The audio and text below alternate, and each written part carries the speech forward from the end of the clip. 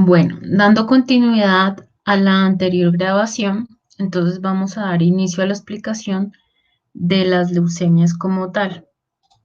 Entonces, vamos a hablar en el orden en el que como que les he estado tratando de explicar. Entonces, primero de las menos malignas hacia las más malignas. Entonces, ¿qué es importante entender desde ahorita? Lo que son los trastornos proliferativos y los síndromes displásicos usualmente en médula ósea presentan de 1 hasta 19% de blastos. Y en el caso ya de leucemias más malignas, en las leucemias agudas, en médula ósea se presentan 20% o más del 20% de blastos. Entonces recordemos que el diagnóstico como tal siempre es en médula ósea.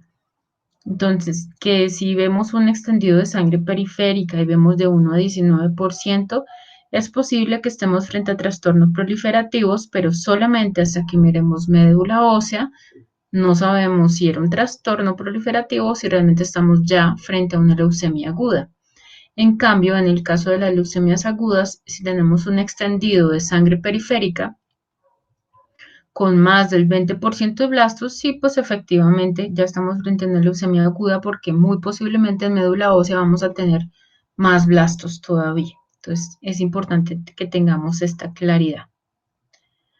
Los trastornos proliferativos, entonces, como les decía en la anterior grabación,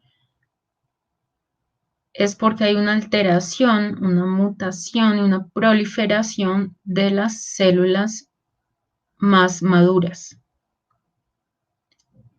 Estas patologías tienen diferentes nombres: trastorno mieloproliferativo o linfoproliferativo, síndrome mieloproliferativo o linfoproliferativo, neoplasias mieloproliferativas crónicas o neoplasias linfoproliferativas crónicas y en general leucemias crónicas. Entonces se pueden llamar de todas estas formas diferentes.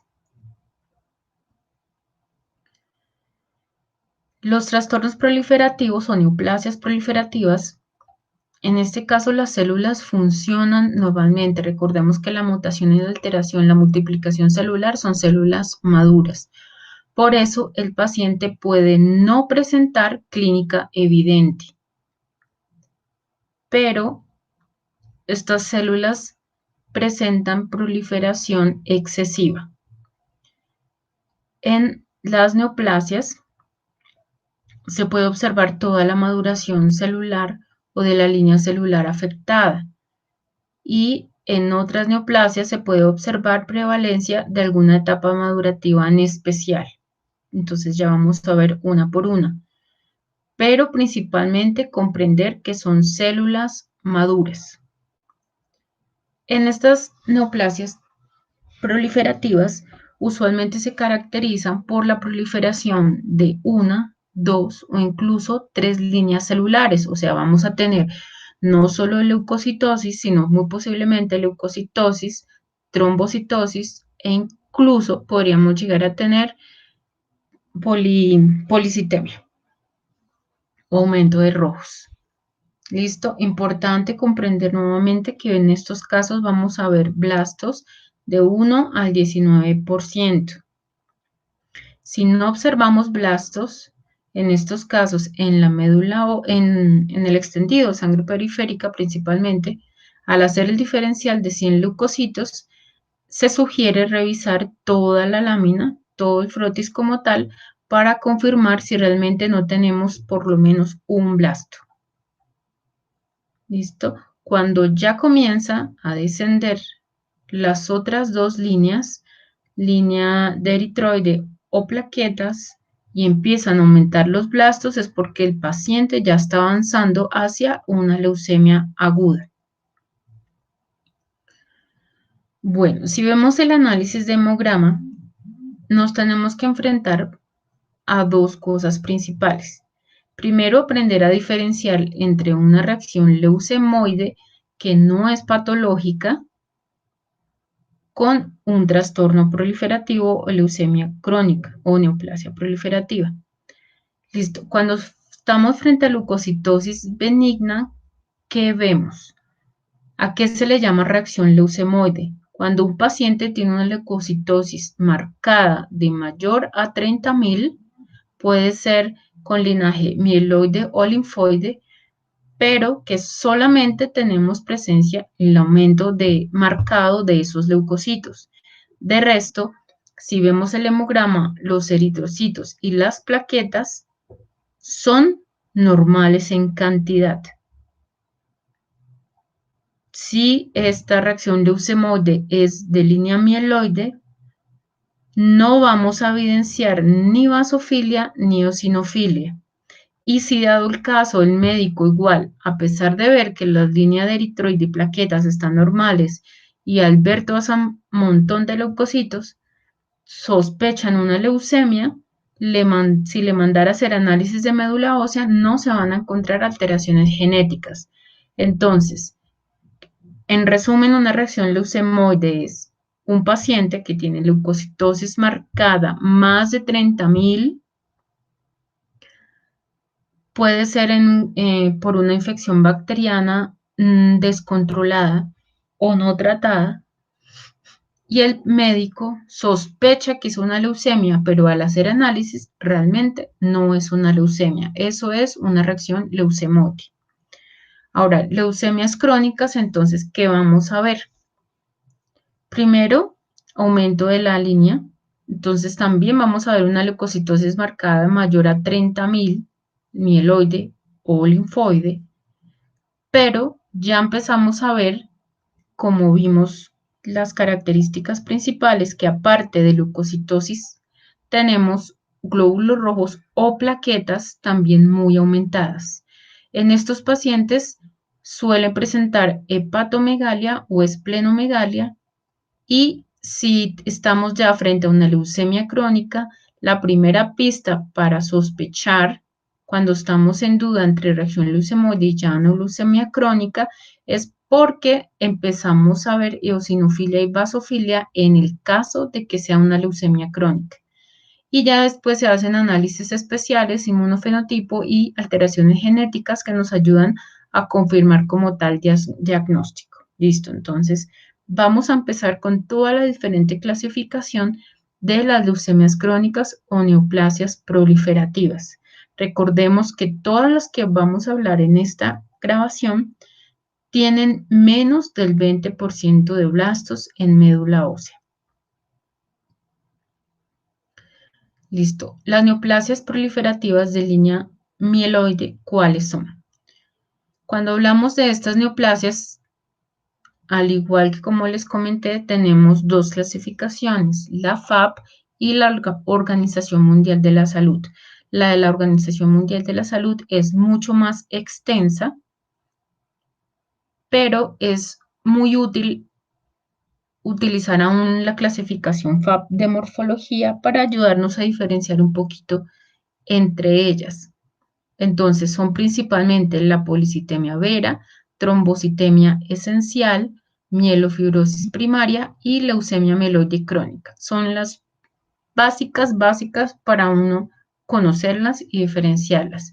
Sin embargo, se va a hablar, aparte de la policitemia vera, la trombocitemia esencial, vamos a hablar de mielofibrosis, vamos a hablar de leucemia mielógena crónica, vamos a hablar de leucemia eosinofílica crónica, la neutrofílica crónica, y vamos a alcanzar a hablar algo de mastocitosis. Entonces, para que conozcan la diferencia entre las dos clasificaciones al hablar de neoplasias proliferativas. La primera y la más conocida, de la que usualmente con la que más nos vamos a enfrentar en los laboratorios, es la leucemia mieloide crónica o mielógena crónica. Siglas LMC. Importante manejar las siglas. En el caso de leucemias es muy importante que manejen siglas. Casos clínicos o en la vida real se manejan mucho hablar de las siglas y no del término completo. Entonces tengo una LMC. Entonces, la leucemia mieloide crónica, ¿en qué consiste? Como hablamos, tiene una leucocitosis marcada, tiene predominio de mielocitos y neutrófilos. Casi no hay ni promielocitos ni blastos. Si encuentran promielocitos o blastos, casi siempre es de 1 a un 5% nada más. Importante que aparte del predominio de mielocitos y neutrófilos van a encontrar eosinofilia y basofilia. Si se le hace un análisis genético a este paciente, van a encontrar la alteración, la translocación 922, que es lo mismo hablar de BCR-ABL y es lo mismo que decir que es positivo pH por las siglas de Filadelfia y es positivo cromosoma Filadelfia. O sea, hablar de cromosoma Filadelfia positivo, hablar de que es positivo pH, hablar de translocación 922 o hablar de BCR-ABL es lo mismo, sino que a veces les hablan solo del cromosoma, a veces solo les hablan de la translocación, a veces solo les hablan de BCR-ABL o simplemente les dicen positivo pH, pero para que lo sepan, desaparecen de todas esas formas diferentes. Entonces, ¿qué tenemos si miramos en un extendido de sangre periférica? Muchos mielocitos, mielocitos de diferentes tamaños, de diferentes colores, rosaditos, con el citoplasma también un poco azul o incluso bicromático. Por la diferencia de los tamaños, por eso es que ustedes como se asustan y no logran identificarlos o piensan que son células diferentes. Entonces acordémonos, eosinofilia, basofilia y aumento de mielocitos. Esta leucemia mieloide crónica tiene 3 fases importantísimas. Fase crónica, que es con una ligera desviación a la izquierda. Entonces, con esta fase crónica es la que tenemos que tener cuidado de diferenciar si realmente no estemos frente a una reacción leucemoide y el paciente no tiene nada grave, o si evidenciamos ligera eosinofilia o basofilia que nos dé pista de que el paciente está iniciando una leucemia mieloide crónica, estaría en fase crónica. O sea, importante nuestro diagnóstico en el laboratorio, en un hemograma y en el primer análisis en el extendido de sangre periférica por esto.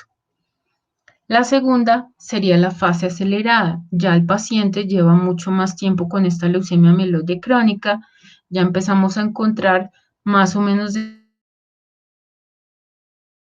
de blastra, ya el paciente empieza a evidenciar un poquito de trombocitopenia, aunque también puede en esta etapa tener trombocitosis, que sería lo usual en las neoplasias proliferativas. El paciente tiene esplenomegalia y leucocitosis progresiva, va aumentando a medida que el paciente se va agravando, pero lo que nos ayuda a identificar esta fase acelerada es la basofilia. La basofilia de este paciente ya es más del 20%. Eso nos ayuda a identificar que ya no está en fase crónica, sino en fase acelerada y por la evidencia ya de blastos. La fase blástica o la crisis blástica es porque el paciente ya está empezando a cursar, ya tiene tendencia a leucemia aguda, entonces ya veríamos más del 20% de blastos. ¿Qué es esto que tengo acá? Pues que se ha visto que esta leucemia mieloide crónica, cuando avanza a leucemia aguda, puede volverse leucemia aguda y no necesariamente de línea mieloide, sino puede volverse aguda, pero de otra línea, de otro linaje. Eso se ha encontrado. Importante, basófilos, entonces estamos acostumbrados a ver uno que otro basófilo así, normalito, bonito, con la granulación, todo pegadito y no se ve el núcleo. ¿Qué vamos a empezar a encontrar cuando estamos frente a una leucemia mieloide crónica? Esto, son granulación escasa, esporádica, no es homogénea, pero vemos el núcleo, entonces decimos, eso es un neutrófilo con una granulación rara. Y resulta que no, es un basófilo. Entonces empecemos a acostumbrarnos a que vamos a empezar a ver los basófilos de esta manera, incluso con 1, 2, 3 gránulos no más. ¿Y por qué es importante identificarlos? Porque ya se dieron cuenta que dependiendo de este porcentaje nos ayuda a identificar si el paciente ya está pasando a otra fase. Aquí está nuevamente una tabla que les ayuda a diferenciar si el paciente llega a estar frente a una leucemia mieloide crónica o frente a una reacción leucemoide. La cantidad de leucocitos que es marcada, mieloide crónica que hay eosinofilia basofilia. Nos ayuda a ver también que en una leucemia mieloide crónica empiezan a haber pseudo-Pellier-Wett, plaquetas gigantes, plaquetas raítas, neutrófilos, eosinófilos, hipogranulares, y esto explica un poco por qué las láminas que les he enviado para analizar tienen ya estas alteraciones morfológicas.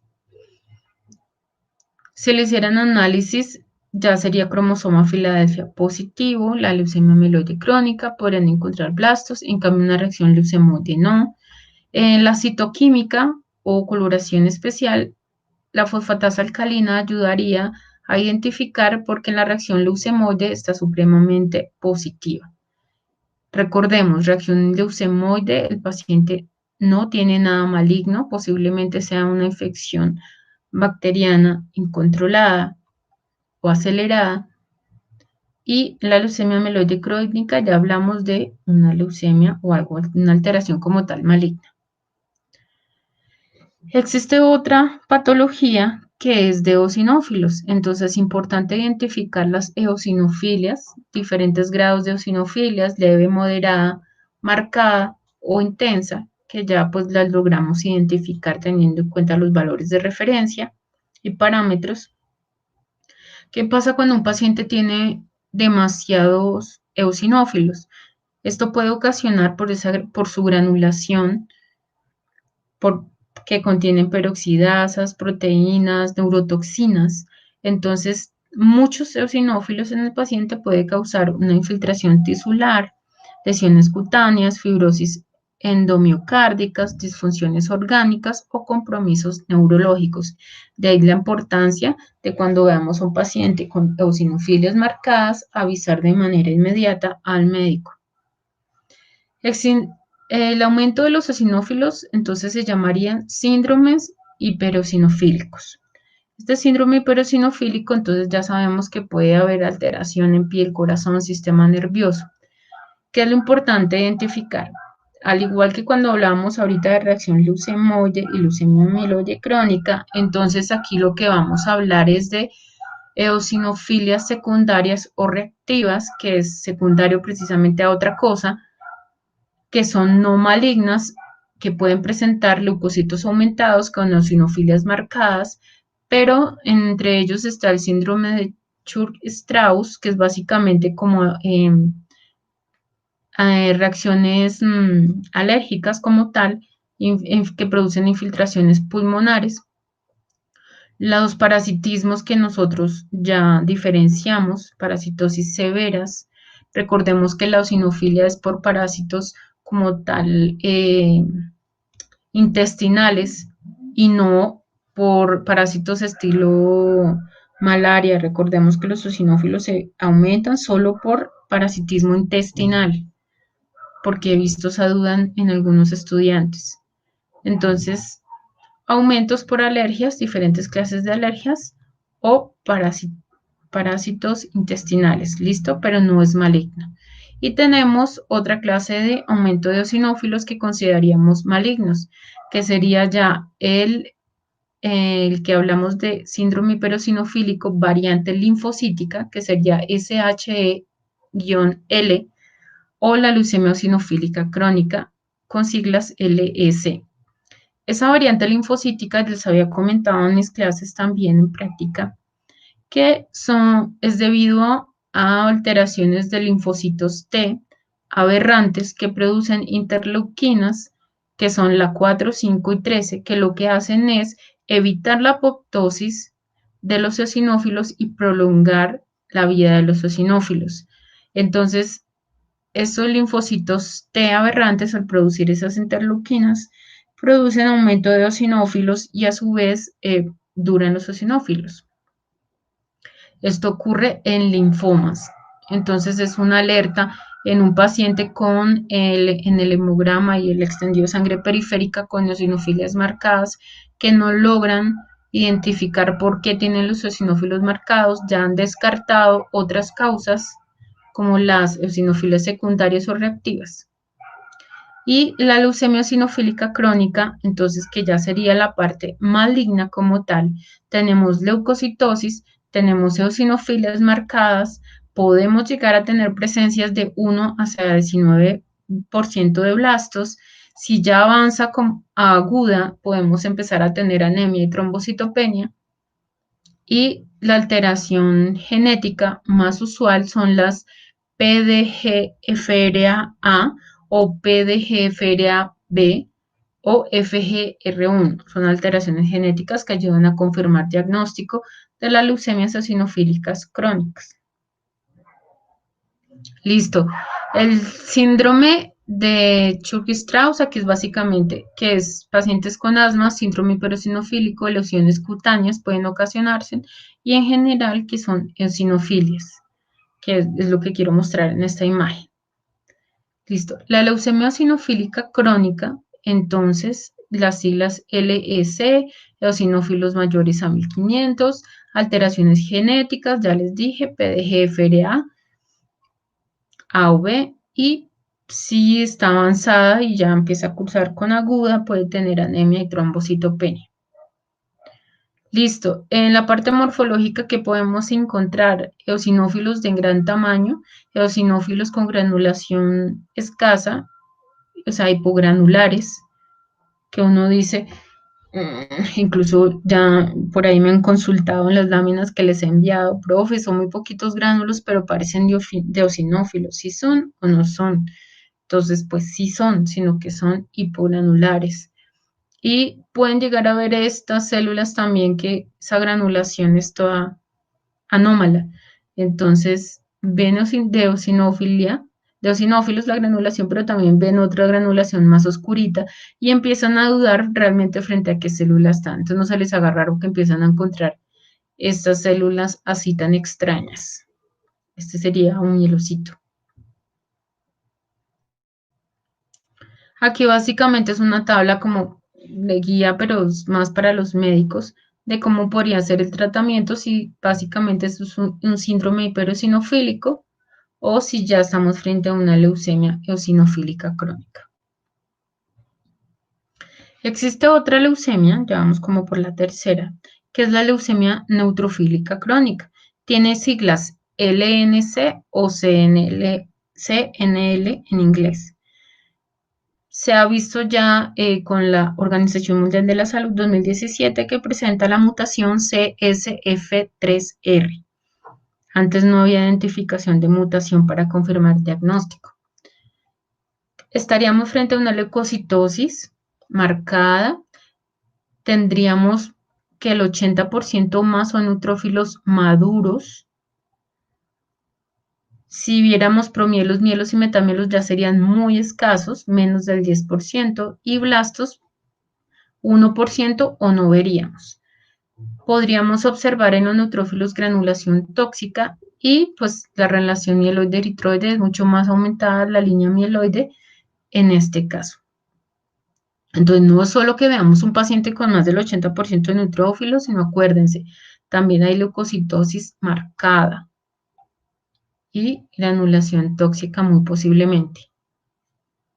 La policitemia vera, ¿en qué consiste? Es un aumento no controlado de los glóbulos rojos. Entonces tendríamos eritrocitos de casi 12 a 25 millones, hemoglobinas de 18.5 gramos sobre decilitro, hematocritos aumentados. Tendríamos neutrofilia, también tendríamos solo neutrófilos, tendríamos muy posiblemente también trombocitosis. Acuérdense que características generales de neoplasias proliferativas, una, dos o las tres líneas están aumentadas.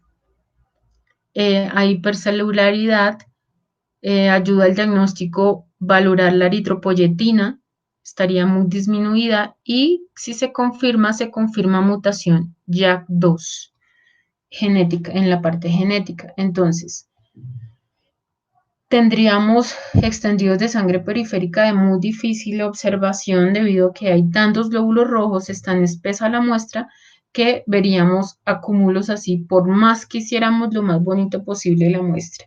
Entonces, se sugiere a veces utilizar eh, lisantes de glóbulos rojos para poder facilitar leer la cantidad de leucocitos y el diferencial de leucocitos de esos pacientes.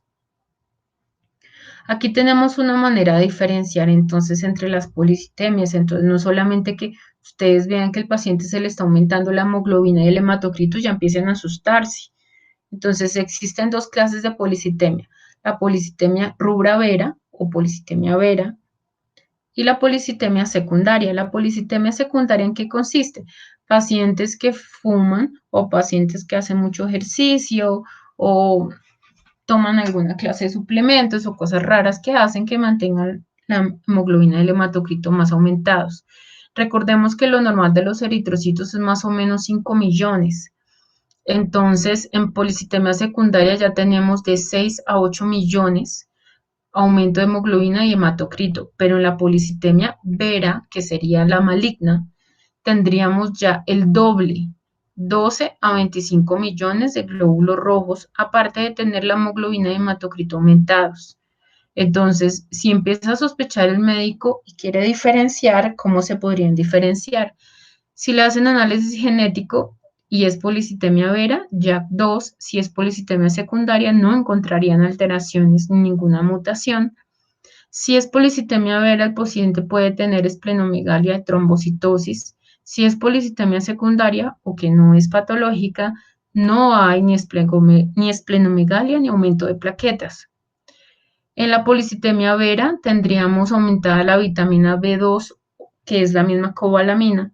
En la policitemia secundaria serían los valores normales. Si hiciéramos valoración de eritropoyetina, la policitemia vera estaría disminuida y la policitemia secundaria, que no es patológica, estaría aumentada la eritropoyetina. Entonces, importante saber diferenciar también entre estas dos. Entonces, policitemia vera maligno, policitemia secundaria no maligno. Otra leucemia se llama trombocitemia esencial, con las siglas TE o ET.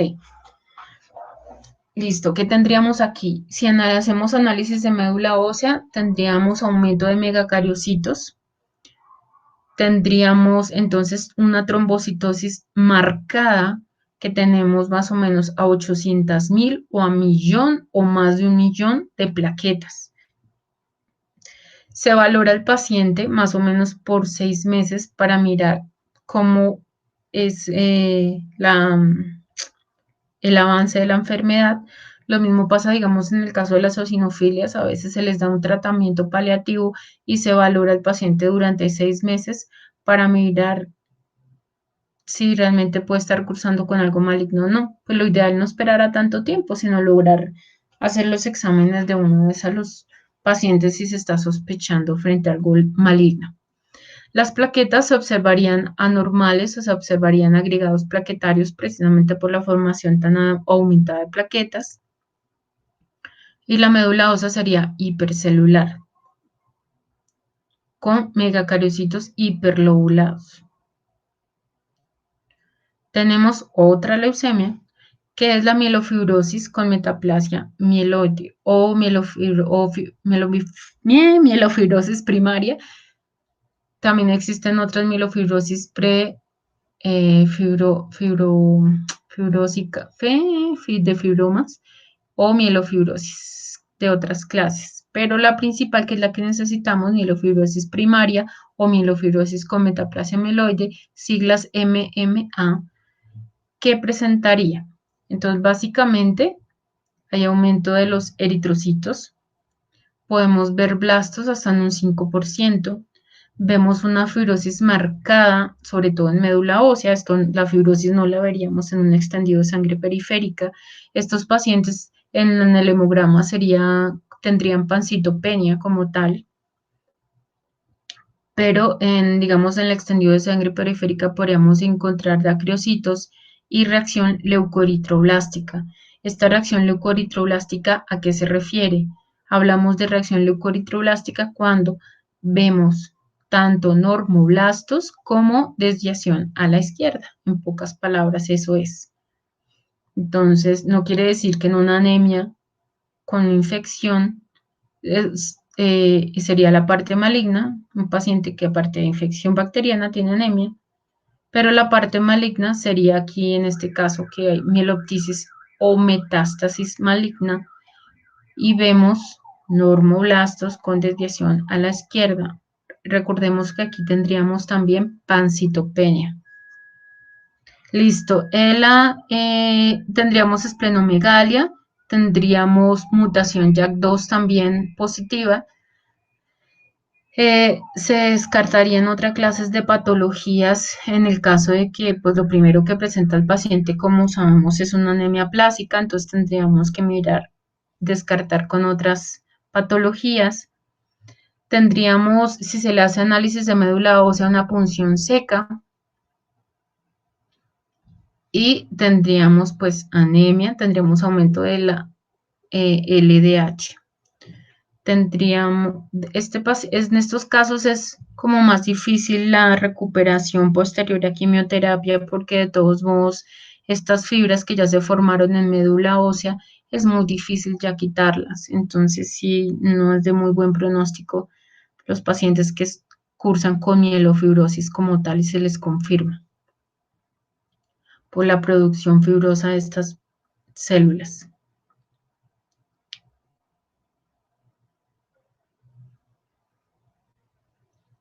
En este caso, en la mielofibrosis primaria, tendríamos positiva la mutación del gen CALR o calreticulina, CARL. Entonces, se ha visto que este gen CARL está positivo en un 67% de los casos con trombocitemia esencial, entonces nos ayuda a esta diferenciación de esta leucemia, pero en un 88% se ha visto positivo en una mielofibrosis primaria, entonces nos ayuda al diagnóstico. En esta tabla ayuda más o menos a que las diferentes neoplasias proliferativas que hemos visto, mieloide crónica, eosinofílica, policitemia vera, mielofibrosis primaria, trombocitemia esencial, y ahorita miramos un poquito qué es eso de mastocitosis, cómo sería principalmente la alteración genética para confirmar cada uno de ellos. Entonces aquí es como un resumen esta tablita. En el 90% de los casos de la policitemia vera está el JAK2. Sabemos que el JAK2 puede estar positivo en estos casos, pero lo que más ya se ha encontrado, según la OMS 2017, es el CARL. Y en este caso con estas dos, pero pues también la trombocitemia esencial nos ayuda a confirmar. Mastocitosis, entonces, ¿qué es mastocitosis? Primero, confirmación con el GenKit. La mastocitosis son unas células que a nosotros casi nunca nos enseñan, se ven únicamente en médula ósea, aunque creo que también se pueden ver por el tamaño, como no es tan grande, sí es posible verlos también en extendido de sangre periférica.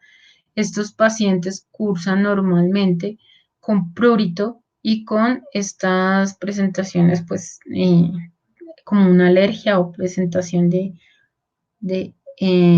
prurito y alergia en la piel.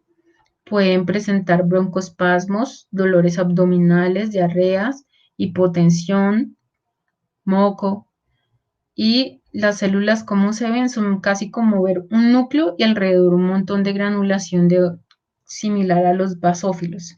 No se ha encontrado que sea la misma línea de los basófilos, aunque su granulación sí alcanza a tener un contenido muy similar a la de los basófilos, pero no se ha encontrado por marcadores que se evidencie que sean de la misma línea. Para hacer confirmación, aparte de ver mastocitos, es hacer análisis de triptasa sérica, estaría aumentada, y la confirmación del GenKit. Los marcadores usuales en estas células son CD117, CD2 y CD25. Listo, hasta aquí ya vimos todas las neoplasias proliferativas de línea mieloide. Ahora vamos a ver las neoplasias proliferativas de línea linfoide. También tienen dos clasificaciones, la FAB y la de la Organización Mundial de la Salud. La leucemia prolinfocítica, por FAB, leucemia linfocítica crónica, leucemia de células vellosas o células peludas, macroglobulinemia de Wallström, mieloma múltiple, linfoma no Hodgkin, que serían las leucemias linfomas, o leucemia linfoma de Burkitt, que antes era llamada leucemia linfoide aguda L3. En la Organización Mundial de la Salud, si vemos, es mucho más larga la clasificación, más compleja, pero vamos a tratar de ver, casi que vemos principalmente las de la FAP, que son las que son más fáciles de identificar por morfología. Listo. Aparte de, listo. Recordemos que las leucemias linfoides que tenemos son principalmente de linaje B porque son los que maduran en médula ósea. Recordemos que los linfomas son básicamente de linaje T porque estas células son las que maduran en timo.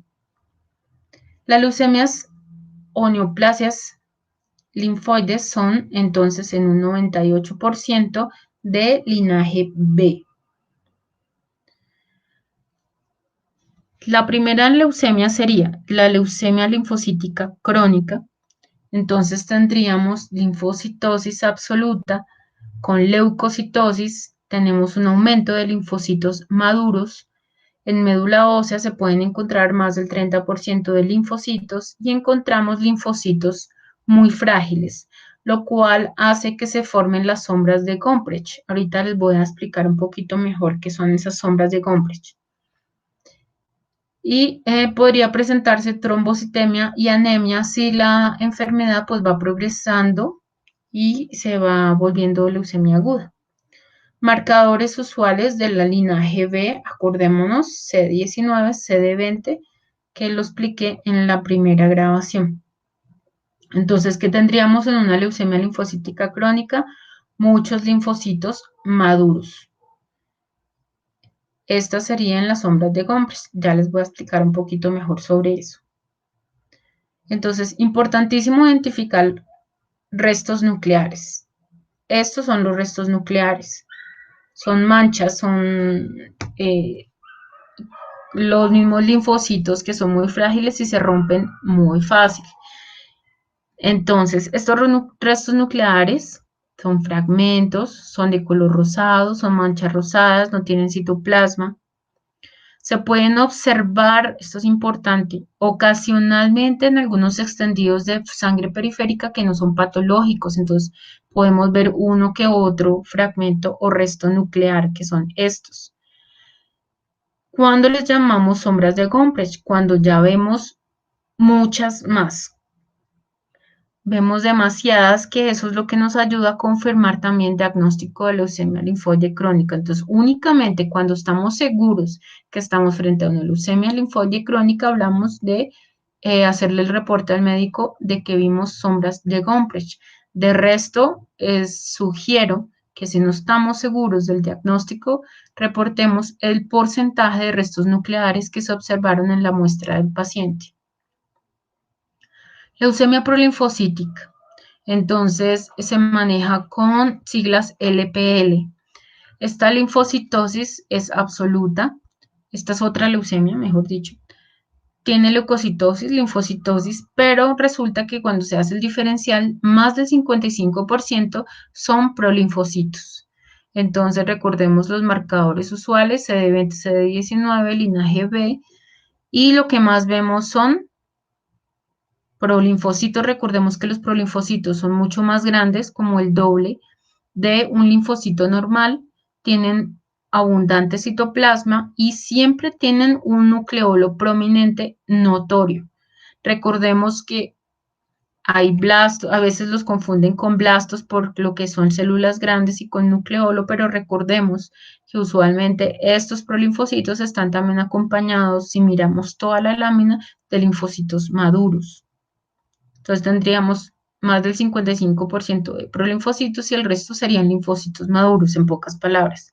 Todo lo que sea linfoide es muy posible que veamos restos nucleares, para que lo tengamos presente.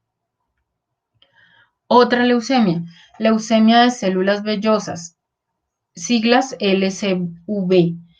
También es llamada leucemia de células peludas o tricoleucemia, tiene ese mismo nombre. Característico, el paciente puede cursar con pancitopenia. Los marcadores usuales de estas células son CD103, CD25, son resistentes a la fosfatasa ácida tartrato y tienen una variante. Entonces, ¿cómo se le reportarían esas células paciente? Un paciente que tiene pancitopenia, un paciente que estamos observando linfocitos más o menos con prolongaciones citoplasmáticas. Entonces, nosotros no le reportamos al médico en el extendido de sangre periférica que observamos células peludas o vellosas, porque más adelante vamos a ver que existen otras alteraciones de linfocitos que pueden también verse con características vellosas. Entonces, simplemente le reportamos al médico el porcentaje de linfocitos que vemos y que esos linfocitos tienen proyecciones citoplasmáticas. Así se debe reportar al médico. Esta leucemia de células vellosas tiene una variante prolinfocítica que, pues, casi todos son con prolongaciones citoplasmáticas, pero más del 55% son prolinfocitos.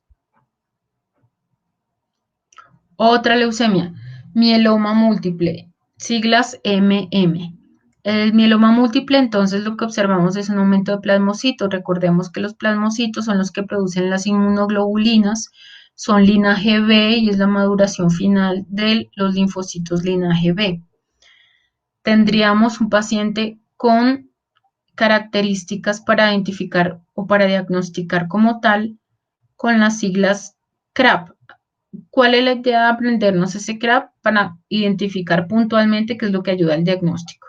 Entonces se habla que CRAP viene de siglas porque la C por hipercalcemia, paciente tiene calcio aumentado en la sangre, R de daño renal, entonces un paciente con buna y creatinina alterados, A de anemia, un paciente con anemia, y B por las siglas en inglés de hueso, es un paciente que ya presenta daño lítico o dolor óseo. Y esto es lo que como tal se tiene en cuenta para diagnosticar el mieloma múltiple. Entonces recordemos que podemos tener pacientes con aumento de plasmocitos por una u otra infección o reacción. La infección no necesariamente ya estamos hablando de mieloma múltiple. Tienen que cumplirse todas las características CRAP para poder decir que el paciente tiene un mieloma múltiple. Entonces, en este caso es donde realmente sí vemos fenómeno de Rouleau en el extendido de sangre periférica y eso ayuda al diagnóstico. Mieloma múltiple, el paciente debe tener más del 20% de plasmocitos y tiene una proteína monoclonal. ¿Monoclonal qué es? Que cuando hacen una electroforesis de orina o de plasma como tal, observan un pico alto de presencia de inmunoglobulina. A eso le llaman proteína monoclonal o proteína M. Pero no quiere decir que el decir proteína M signifique que tenga algo que ver con la inmunoglobulina M. Entonces es importante que lo tengan presente. Entonces el mieloma múltiple tiene una proteína monoclonal y usualmente es al aumento de la inmunoglobulina G en un 50% de los casos e inmunoglobulina A. Marcadores que usualmente tienen CD38, el Surface IG y CD138, del cual les hablé en la primera grabación. Pueden llegar a verse células de MOD o con cuerpos de Russell, que son básicamente plasmocitos que por tanta producción de inmunoglobulinas producen estas como vacuolitas aumentadas en el citoplasma de los plasmocitos. Esas son las células de MOD o cuerpos de Russell. Aquí es un poquito como una tabla para apoyo diagnóstico del mieloma múltiple. Entonces, para cumplir y dar un diagnóstico, el paciente debe cumplir con un criterio primario y uno secundario o 3 criterios secundarios. Entonces, ¿cuáles son esos criterios? Más o menos casi lo que ya hablamos, entonces células plasmáticas más del 30% en médula ósea, un plasmocitoma confirmado en biopsia, la proteína M, que recuerden que es la IgG, la que se aumenta, y presencia de proteína de Benson-Jones en orina, que ya lo han visto en otros componentes, en otras materias. Criterios secundarios, células plasmáticas, presencia de la proteína M, osteólisis e inmunoglobulinas normales, pero digamos que tiene daño óseo de todos modos del paciente. Existen otras clases de mielomas, quiescente, indolente, pero es como la generalidad del diagnóstico de mieloma múltiple. Existe otra leucemia que le llaman leucemia linfoma linfoplasmocítico, que sería la macroglobulinemia de Waldenström, siglas M y W. Células, veríamos células plasmocitoides también, médula ósea hipercelular, en la electroforesis de proteínas, inmunoelectroforesis veríamos una gamapatía monoclonal, que era lo que les estaba comentando, aumento monoclonal de una inmunoglobulina, pero en este caso, a diferencia del mieloma múltiple, aquí sí el aumento es la inmunoglobulina M. Entonces veríamos morfológicamente el mieloma múltiple y la macroglobulinemia de Waldenström, igual, aumento de plasmocitos, pero ya tendríamos que mirar más pruebas para hacer confirmación diagnóstico y diferencial. Otra leucemia, leucemia de células plasmáticas, entonces es cuando la mayoría de las células son maduras, no estamos realmente frente a plasmocitos, pero sí son dudosas por su morfología. Más del 20% de los linfocitos que vemos en el paciente son plasmocitoides, es decir, son grandes, tienen aumentado el citoplasma y varias células tienen núcleo excéntrico, lo que nos ayuda a confirmar que son plasmocitoides. Otra leucemia, leucemia linfoma de Burkitt. Esta leucemia linfoma de Burkitt se las alcancé a mostrar en clase también. La imagen son células que aparentemente por morfología parecen blastos, tienen una basofilia en el citoplasma intenso y tienen vacuolas citoplasmáticas muy evidentes. Son vacuolas pequeñitas y circulares en casi todas las células, tanto en el citoplasma como encima del núcleo se pueden observar. Entonces, posiblemente nuestra primera intención sea reportarlas como blastos con poco citoplasma, basofilia abundante y presencia de vacuolas evidentes. Pero resulta que estas células, al hacerles análisis de inmunofenotipo, tienen marcadores celulares de linaje B de células maduras, no tienen marcador de blastos, o sea, no hay presencia de CD34 realmente. Genéticamente es el gen MYC el que ayuda a la confirmación, que sería la misma translocación 814. Se habla también de un marcador Ki67, pero el más usual es el MYC. Listo, hasta ahí hablamos de todo lo que sería linaje B. Entonces, nosotros ya hablamos de que la mayoría de nuestras leucemias o leucemias son de linaje B. La leucemia linfoma, recordemos que hablamos de leucemia linfoma cuando el paciente realmente la patología de base es un linfoma. Entonces tienen en alguna parte del cuerpo de pronto se evidencia aumento de los ganglios, de algún ganglio linfático al cual ya le hicieron una biopsia y confirmaron que el paciente tiene un linfoma. Resulta que entonces cuando este linfoma va avanzando, casi que produce una metástasis, podría llamarse así, y altera también células de la médula ósea, lo cual nos va a ocasionar la leucemia del linfoma. Entonces, leucemia linfoma, a comparación de lo que ya vimos, las leucemias que tendríamos en un 98% son de linaje B, y podríamos tener entonces leucemias linfomas de linaje T, que sería solamente el 2%. Estas leucemias, entonces, una de ellas es la leucemia de linfocitos granulares, con las siglas LLG. Son leucemia de células T citotóxicas, natural killer. Recordemos que el marcador principal es el CD56. Entonces, se van a evidenciar linfocitos granulares. Se observan normalmente como si fueran linfocitos reactivos que tienen abundante citoplasma, pero vamos a observar granulación. En estos pacientes también se ha observado que tienen pancitopenia, entonces toca tener presente esto, y a la vez que pueden presentar, esperemos a que pase aquí el helicóptero. Pero entonces al hacer el diferencial de esos linfocitos, más del 20% son granulares. Entonces hay que tener cuidado porque esta granulación puede ocasionar en el paciente una coagulación intravascular diseminada y por eso, primero, no son muy usuales esas patologías, entonces no sospechen de primerazo en eso, pero sí tenerlas presente y no son de muy buen pronóstico para los pacientes. Leucemia linfoma de linfocitos T, entonces, ¿qué vemos nosotros en extendido de sangre periférica? Alteraciones morfológicas y nucleares como tal de los linfocitos.